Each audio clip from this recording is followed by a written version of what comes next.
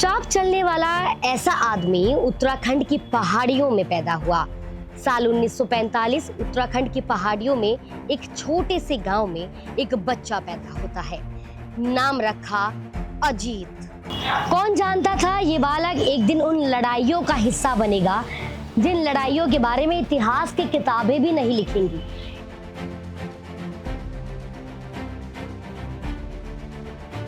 ये लड़ाइयाँ संसद में नहीं बल्कि परछाइयों में लड़ी जाती है। उसकी आंखों में एक अलग ही चमक थी। ये चमक ना रुकने वाली ना डरने वाली।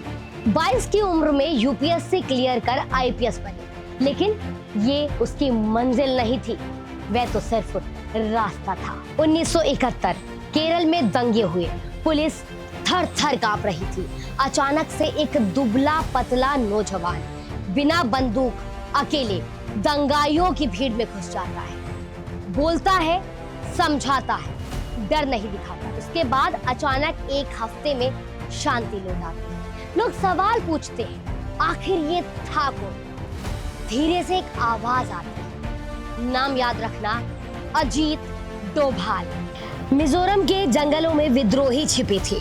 लाल डेंगा और उसका संगठन भारत के खिलाफ था। डोभाल वहां गए, लेकिन किसी अधिकारी की तरह नहीं। वो उनके साथ रहने लगे, उनके साथ खाना खाया, उनके जैसे बोला। फिर धीरे धीरे कमांडरों का विश्वास जीत लिया। और फिर एक दिन लाल डेंगा चीख पड़ा, उसने मेरे आदमी चुरा लिए। कभी सिक्किम में, कभी पाकिस्तान में। सिक्किम को भारत में मिलाना था तो डोभाल भेजे गए। ना टैंक ना बम, केवल एक आदमी और उसका दिमाग।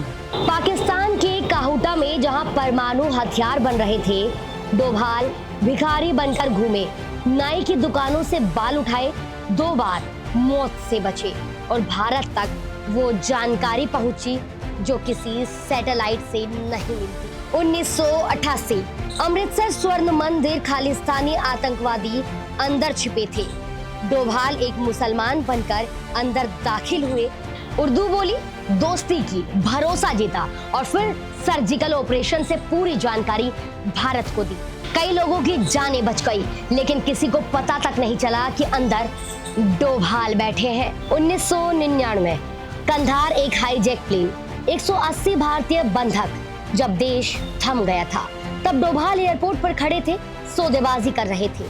3 आतंकवादी छोड़ने पड़े, लेकिन हर यात्री जिंदा लौट आया। अक्सर सेवानिवृत्ति के बाद लोग आराम करते हैं, लेकिन डोभाल ने ऐसा नहीं किया। डोभाल ने विवेकानंद फाउंडेशन बनाई, युवाओं को जोड़ना शुरू किया, रिपोर्ट लिखी, काले धन पर रिसर्च किया और देश की नीतियों पर दबाव बनाया। 2014 नरेंद्र मोदी सत्ता में आए। डोभाल जी को एनएसए बनाया गया। अब वो सिर्फ एक जासूस नहीं थे, अब वो भारत की रणनीति थे। इसके बाद म्यांमार में सर्जिकल स्ट्राइक, उरी और पुलवामा का जवाब बालाकोट एयर स्ट्राइक, अनुच्छेद 370 हटाना, इराक से भारतीय नर्सों की वापसी। हर बड़ी घटना के पीछे एक साया था, एक नाम था जो कभी कैमरे में नहीं आया, अजीत डोभाल। आज भी वो लड़ते हैं, सिर्फ पाकिस्तान और आतंक से नहीं, बल्कि उन आरोपों से भी जो उनके परिवार पर लगे हैं। देश के लिए इतना सब करने वाले का बेटा जब बदनाम हुआ, तब उन्होंने मुकदमा किया, कोर्ट में जीत हासिल की। डोभाल चुप है, लेकिन कमजोर नहीं। वो दिखते नहीं, लेकिन हर जगह मौजूद है। वो नारे नहीं लगाते, वो परिणाम लाते हैं। जब देश सोता है, तब डोभाल जागता है। जिसने वक्त रहते विरोध सहते, आलोचनाओं से घिरे होने के बावजूद भी वही चुना जो देश के लिए सही था।